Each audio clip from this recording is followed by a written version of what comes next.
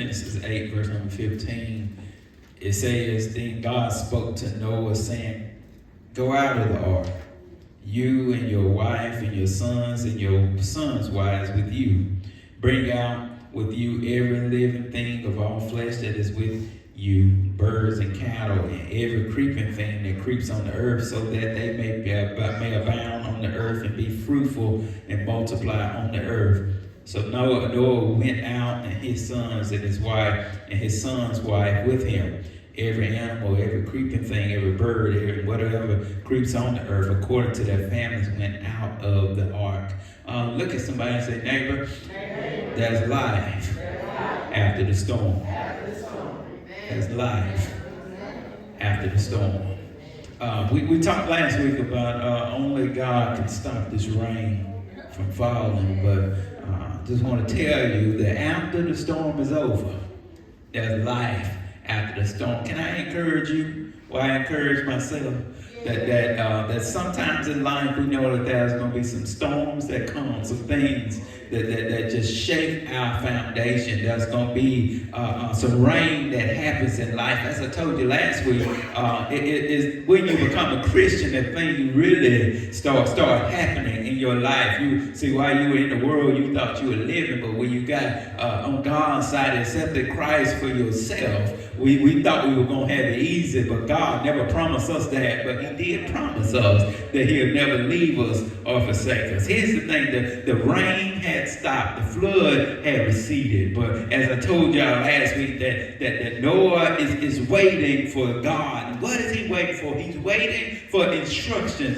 for God to tell him to move. And I want to let you know, as I told them last week, and as I told the church last week, that if God designed the storm, if he started the storm, he also has the control to let the storm know when to end. And so that after this storm is over, the same God that kept me is going to be the same God that sustained me. And somebody ought to help me out on today and say, yes, I've been through some things. I can't be the only one in the building that has gone through some stuff. Yes, I've lost some people. I've lost some folks along the way. The past 8 months have been difficult. I lost some folks. I lost my uncle. I lost a cousin. I've lost my daddy. I lost my niece. I've lost some things.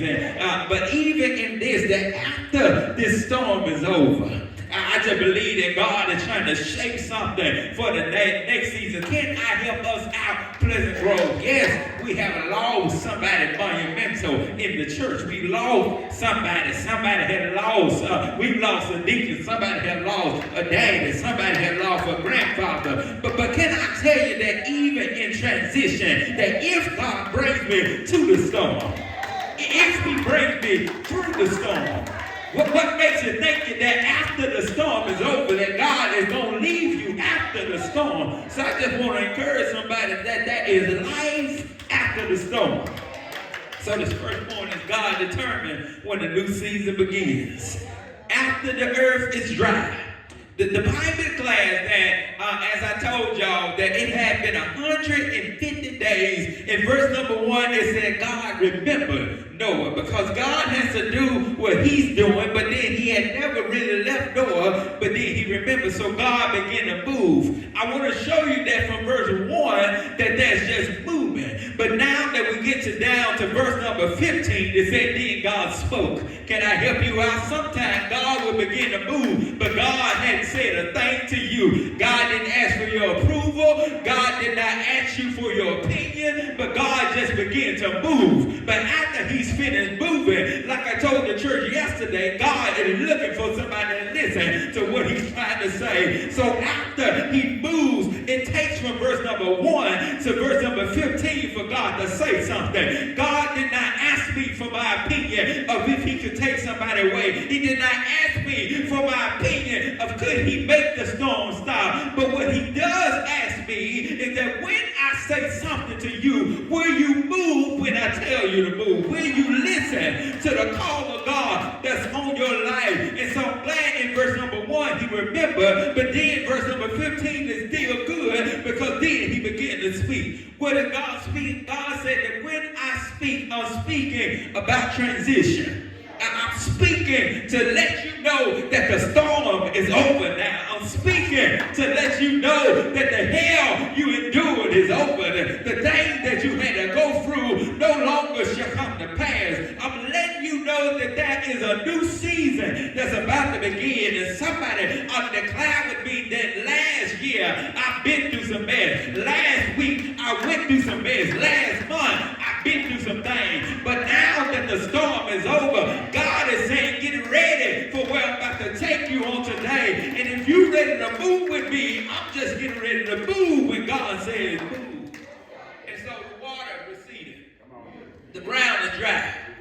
But none of that still determined movement. And so here it is that in this season what God is asking for us, don't look at those signs, but just move when God tells you to move. So the only way that we can move is move at the word of God. And here it is. So over a year, Noah has waited to hear something from the Lord. Can you imagine for over a year you didn't hear anything from God? You've been questioning God about me. Why did this have to happen, God? What are you trying to do? What are you trying to show me? But then suddenly, after the storm is over, God suddenly begins to give you clarity and say, this is why I had to take you through this. And the clarity was not in him explaining the storm, but the clarity was explaining that now you can go into your next chapter. And so here it is, so that there, and now that's still, and God began to speak. But what did God speak? God said, you can go out of the ark. And so in verse number 14, I want to show you something that we left out last week. He's talking about the divine creation. He said, I've reordered some things. I've had to change some stuff up. This is the divine recreation that had to take place. I had to remove some old stuff out of the way. And the only way that was able to move is that God had to move it. And so God is the only one that could reorder the earth. And so here it is, the only way that it could happen is that God had to speak a word and God had to begin to work some things. And so God is saying, now that I have moved, the earth is in order. And now that I have moved, the order is restored. The ones who I wanted here are here. The things that I had created in Genesis 1 and said were good, now they're good again. I reordered some things. I restored some things. Now I have people who are going to be ready to serve the Lord. I moved some old mess out of the way. I moved some disobedient people. And now I got the one who I can do something with. And he says, so now that I have reordered some things, now that I have restored order, now it's time to move. You're wondering why God is moving some folks out of the way. You're wondering why friends had to leave. You're wondering why family members had to go. Can I just begin to suggest that on today that God was just trying to restore some order? God, everybody can't move into the next season with you. And so what if you had to lose a relationship? So what if you had to lose your job? So what if you had to move? But I'm glad that God moved it because God is moving me into something better. And so don't look at it like I've been through the storm. As long as I'm still alive, as long as I still got breath in my body, I believe that in this next season, God is getting ready to give me greater than I had in the last season. I just believe that God ain't going to let me carry my old stuff into his new stuff. And so here it is. So he said that on today, Moses, Noah didn't argue with God, but he tells him, he said, I need you to go out, not only just you. He said, but I need your wife, I need your sons, and then I need their wife, and not only them, but I need every living creature that you had on the ark to move. What are you talking about? Somebody is living because of who they're connected to. Can I let you know that somebody is blessed because of who they're connected to? Somebody never stepped foot in church, but because you were praying for them, because they were connected to you, they got a blessing in the next season. Somebody was able to move because mama had come to church every Sunday. Mama was interceding on their behalf. Daddy was praying for them. And so the reason I'm still alive, when we should have been dead a long time ago, the reason I'm here on today is because somebody that I was connected to was being blessed. And so here it is. Here's the thing. He said, when he's talking, he tells them that every living thing, he said, every living thing I need you to bring out. So he said, everything that was alive the year prior was still alive a year later. Can I help you out on today? So here the situation changed. The earth had changed, but everything on the ark was still living.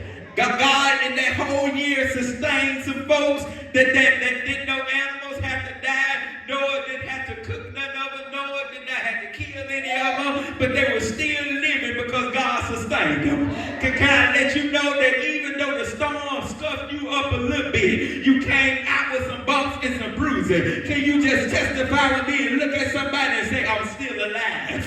I still got my peace. I still got my joy. It didn't kill me. It didn't hurt me. It just made me a little bit better. And so I'm glad that I'm able to step out of this season into my next season. And that God did not forget about me, but he allowed me to live through what I've been through. And if you would just declare with me, somebody ought to be able to tell somebody, I'm glad that I look like what I've been through. They said, I've been on this ark. We could have lost our mind. We could have lost our joy. Didn't know how we were going to eat sometime, but God was sustaining. God was keeping me. And somebody has been there. You didn't know how you were going to make it to the next bill. You didn't know how you were going to make it to the next paycheck. Didn't know how you were going to make it through all of the grief that was so heavy upon your shoulder. But if you would just begin to declare, I made it because God was there sustaining me. And so we see here that they're still living. And why are they living? The reason why they're living on today is because they were with Noah. They were still good. And so here it is, that as he tells them this, he said, I need you to take everything out. And the reason I want you to take everything out in verse number 17, he said, because I got a purpose for it in the next season. What's the purpose? He said, I had to remove some things in the last season, but everything that I kept on the ark, I needed to do something for me. I got a purpose in the next season. The purpose was I needed to abound the earth and be fruitful and multiply. And so here it is. He said, I kept it for a reason. And so you're trying to figure out why you didn't die a long time ago. You're trying to figure out why you still have not lost your mind. It's because God had a purpose for you in this season. And if I would have took you out in the last season, somebody would not have been able to experience your blessing. Somebody would not have been able to experience this. And so God said, I got a purpose on your life.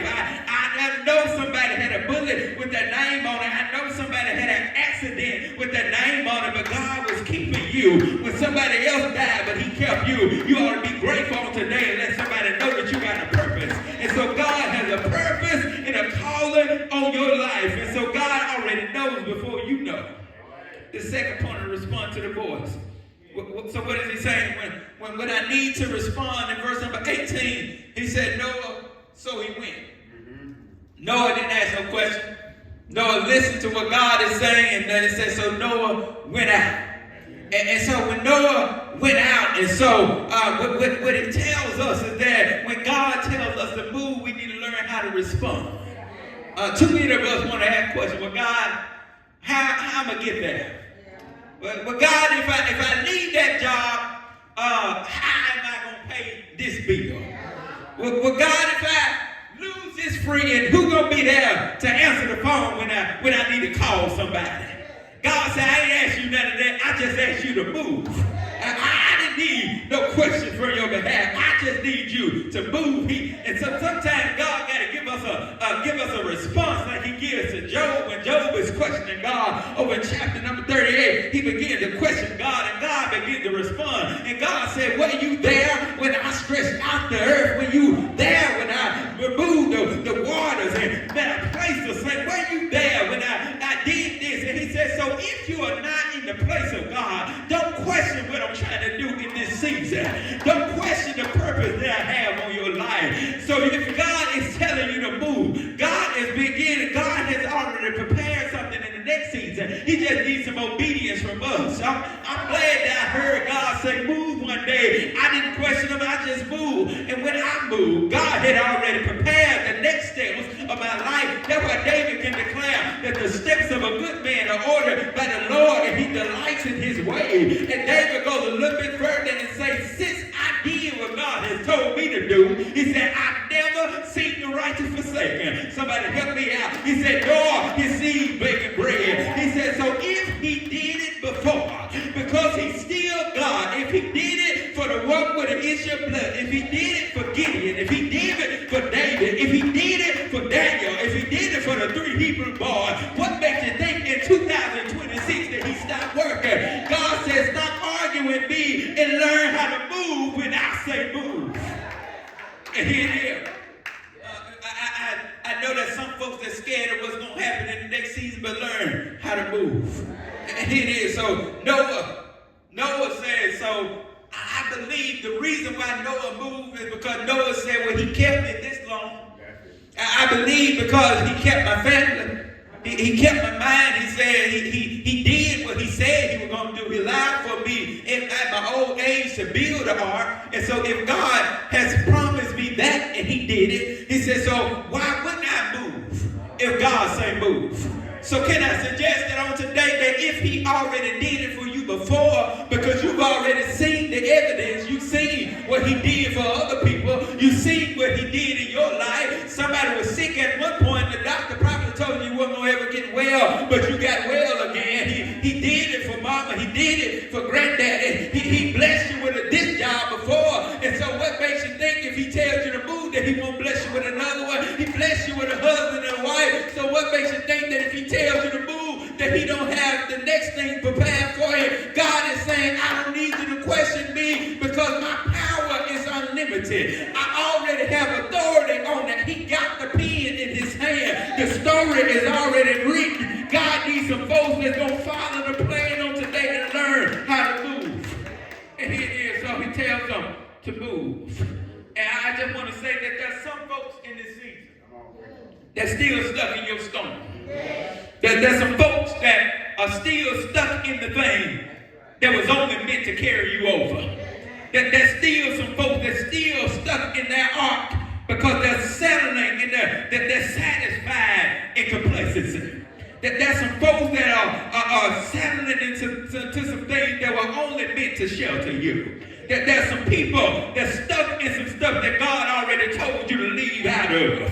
Can I tell you that here it is that we are still thinking like we're in the storm. There's some still people who are walking like they're in the storm, still talking like they're in the storm. But can you let somebody know that since you survived it on today, God is just needing you to go ahead and step out of it. Step out of your grief. Go ahead and step out of your victimization. Go ahead and step out of depression. Go ahead and step out of comfortability. Go ahead and step out of oppression. God is trying to move you past with things that were meant to keep you bound. God is trying to move you out of that and move you forward into the next season. But the reason why some of us can't move forward is because we still stuck in the same mess.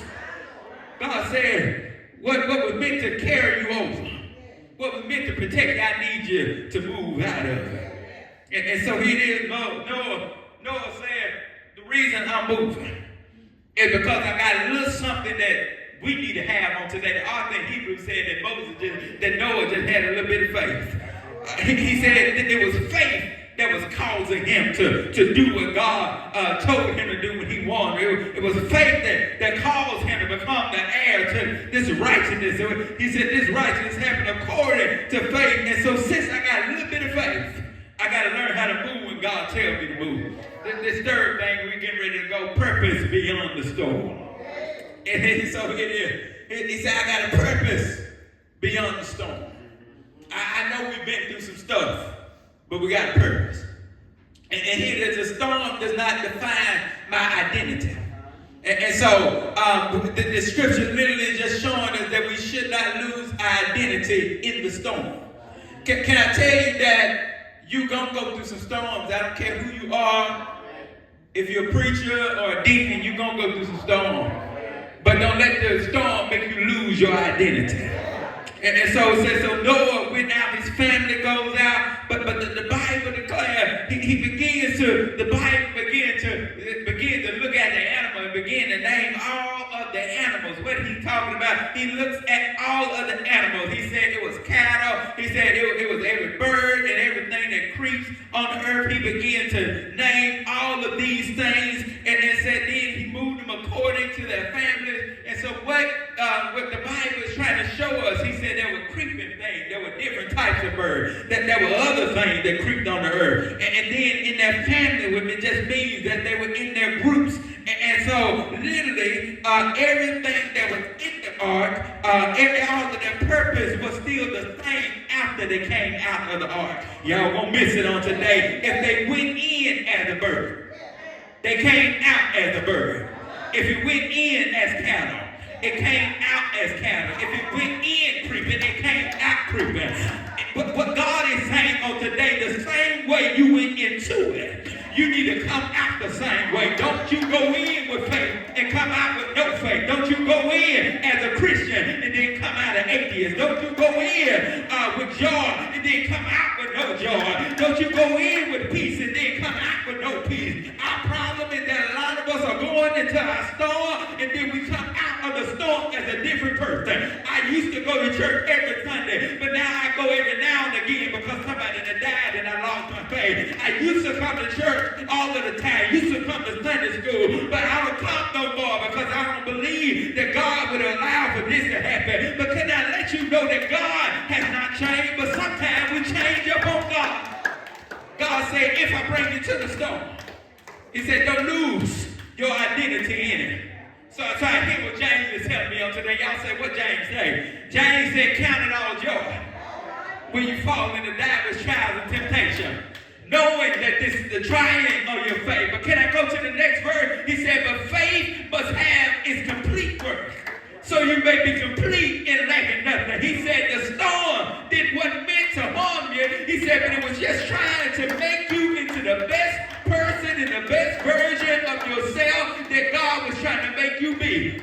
God said, yeah, I know you got some strength, but I need you to be a little bit better. I see how you went into it. But God said, don't lose your purpose in the storm.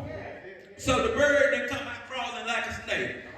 The snake didn't come out flying. The horse didn't go in booing. They come out booing. And so literally everybody still has that purpose. And so I just want to tell you that just because God allows a storm, that doesn't mean that our purpose has changed. Somebody got to help me preach this thing. I hear Paul declaring over in Romans 8:28, and we know that all things work together for the good of those who love the Lord and those who are called according to his purpose. What did he say? He said, so these those who are predestined, these I knew. He said, these who are justified, I also glorified. And if I glorified you, he said, I already worked these things out for you. So if I go to verse number 31, he tells me, he said, so what then shall we say in these things? That if God be for us, who can be against us? He said, I'm going to go through some things. You're going to go through a storm. You're going to go through some hell. You're going to go through hot water. But I think I hear Isaiah declare that even though I go through the water, I won't be overtaken. I go through the fire, I won't be burned. God said, I'm allowed for you to go through some things. He said, but I'm still got my hand on you. I still got a purpose on your life. And so can I tell you that the flood is going to disrupt your life, but it still don't cancel God's purpose.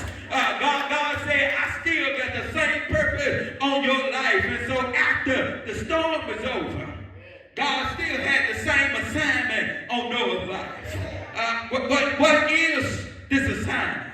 Can I let you know that the reason why you still here? Because God is not finished with your assignment. So can you encourage somebody on today and say, God ain't finished with you yet. God ain't finished with you yet. God still got a purpose on your life. So I want to tell somebody here at Pleasant Grove that I know we've been through some things.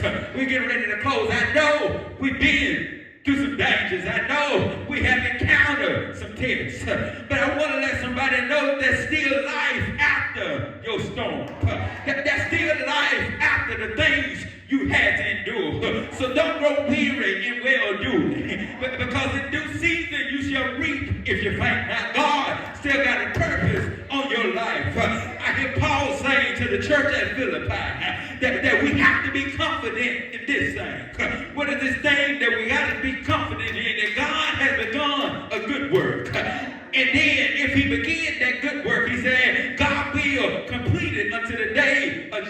Christ. So I stop by Pleasant Grove to let somebody know that God is just working something out in you. But there's still life after this storm. You ought to look at your neighbor and say, neighbor, God is telling me there's still life after this. So though we're going through grief, though we're going through difficult times, God still got a plan for you on today. And I just came to encourage somebody that even through the things that I'm going through, I know that God still has a plan for me. Somebody look at your neighbor and say, God got a plan for you. There's life after this. And so I want to tell you that just like I told you last week, that the same door that God had closed, the same door God opens on today. So can I tell you that when God said move, we got to learn how to move. There's no secret what God can do. That when He's done for others, He'll do the same for you. And I just believe on today that God is getting ready to work some things in the next season. And I believe that if we would just keep our hand in God's hand, that God is getting ready to do a new thing. God is getting ready to take you to places that folks have never seen. God is getting ready to put your name in the rooms that have never been in before. God is getting ready to do something in the next season. So can I tell you to just hold on a little while longer and everything is going to be all right. Keep your hand in God's hand on today and stay on the battlefield. God is getting ready to do something in the next season. Look at your neighbor and say, neighbor, there's life after this. I know you lost some things. Somebody that came here with grief on your shoulder. Somebody came here after losing your job. Somebody came here after losing possession. But can I let you know on today that God still is on the throne? I know I lost some things, but God is still the same God that He was yesterday. I hear Him say that I'll be the same God yesterday, today, and forevermore. And so since God is the same God, even though the winds may blow, even though the storm is raging, I know if I call upon the Lord, look at your neighbor and say, neighbor, He'll work some things out for me. And I just believe on today that the reason I'm still alive, the reason I still got my joy, is because I still got God. And that's why I hear David declaring, and I hear the psalmist say, that we look to the hill, for which cometh our help. We know all our help coming from the Lord. And say, can somebody help me out today? And say, I lost some things in the storm, but I didn't lose my time. I didn't lose sight of God in the storm. Look at your neighbor and say, neighbor, if you keep your hand in God's hand, I hear the songwriter declares that we can hold to God's unchanging hand. I hear Him say that time is filled with swift transition, but you got to hold to His hand. And if you hold to His hand, even though I got to go through some things, I believe on today that God got something prepared for me. Eyes have not seen, nor have ears heard, nor has it entered into the heart of man what God is going to do. I believe on today that those who have lost some things, look at your neighbor and say, neighbor, don't you grow weary in this season. Don't you lose your joy in this season. Don't lose your mind in this storm. Don't you lose yourself. Don't lose your identity. Because in this next season, God already prepared something for me. Somebody look at your neighbor and say, I know it's prepared for me. I believe on today that if I just hold on, I may not see it right now. I may not know what God is doing. But in the next season, I'll see it. Somebody say, in the next season, I'll grab it. In the next season, I'll take it. And I believe on today that in the next season, God is already working the same door that He closed, the same door He opened, the same door that He had told them that I sealed on today is the same door that He pops wide open, the same flood that He caused is the same flood that He dried up. And so I want to tell somebody that God is still in charge of today. God is still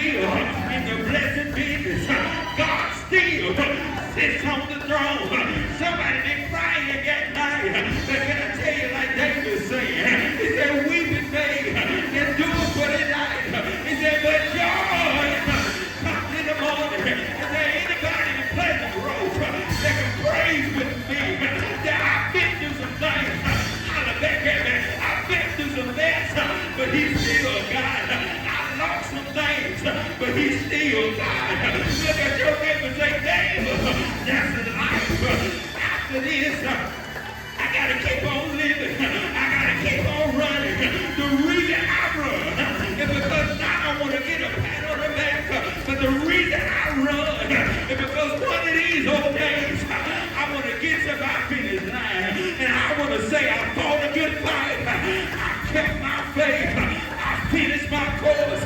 Not laid over me is a crown of righteousness. So what did kill me? It still made me who I am today.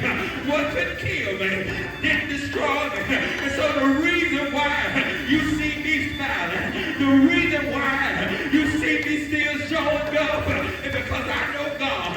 Look at your neighbor, say, neighbor, there's life after this. The same God that sent his son through 42 generations, the same God that allows his son to go up to a hill and allow for him to be stretched out the throne, is the same God that's still working right now.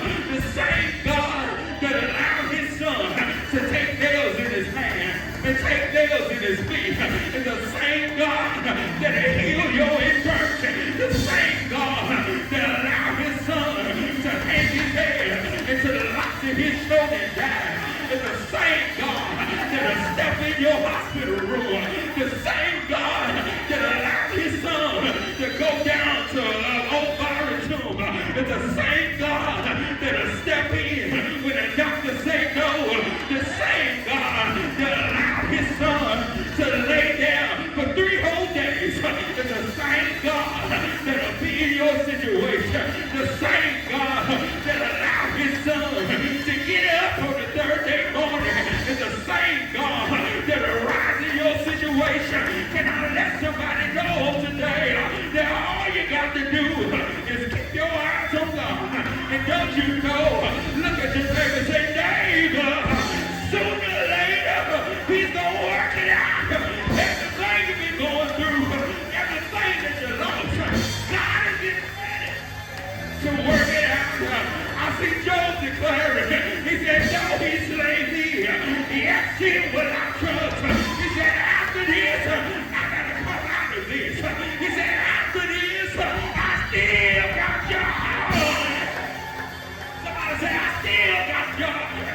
The same God that took him through is the same God in chapter 42 that looked at Job and said, I see your mess. And he says, I'm going to bless you double for what you went through. Look at somebody say, I understand you've been going through, but God is getting ready to bless you for what you're going through. Can I let you know one time before I go to my seat? Ain't no secret what God can do. Look at your neighbor and say, if you just hold on, sooner or later, God will. God will. God will. He'll work it out. He'll work it out for you. There's life after the storm.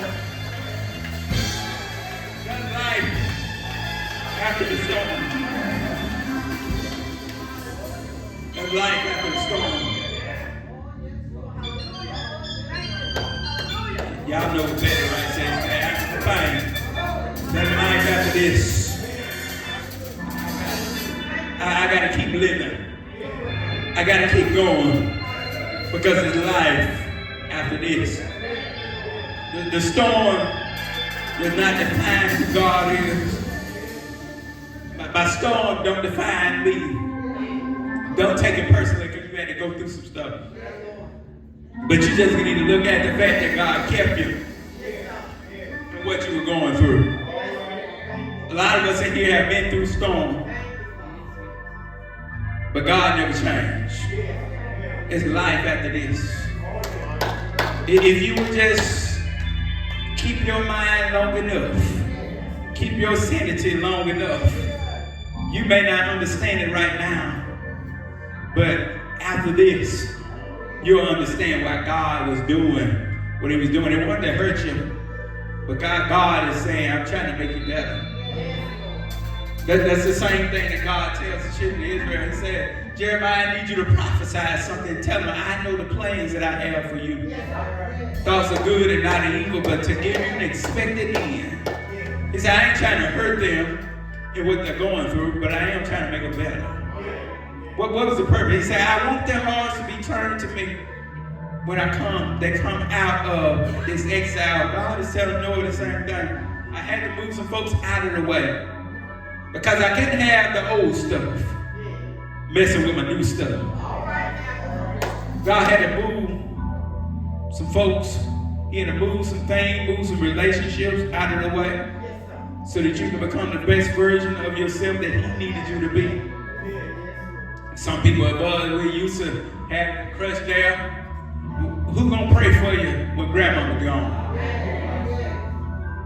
Who gonna pray for you when daddy no longer here? Who gonna bring you to church when your support system is not here? It's easy to trust God when somebody's supporting you. But what you gonna do when you got to depend on God for yourself? God is saying, I need some folks to know that yes, you went through something, but that don't define who you are. It's a life to live after this. God still got an assignment on that life. God just needs some folks that are going to respond to the call. Look at your neighbor and say, neighbor, that life after the storm. We're standing on today.